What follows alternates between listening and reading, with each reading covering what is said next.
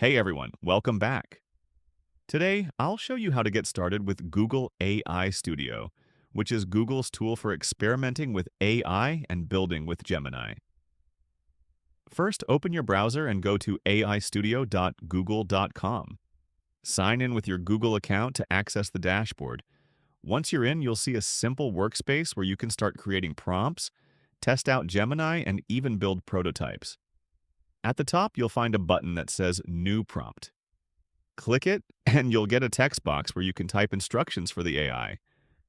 For example, you could type something like, "Write me a social media caption for a coffee shop," or "Summarize this article, hit run," and you'll instantly see Gemini generate a response.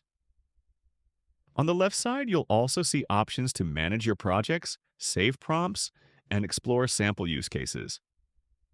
This is helpful if you're just starting and want inspiration.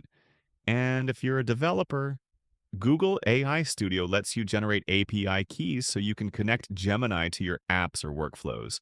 And that's it. Now you know how to start with Google AI Studio. Just sign in, create a new prompt, and begin exploring what Gemini can do. If you found this tutorial helpful, don't forget to like this video, subscribe for more AI tips, and I'll see you in the next one.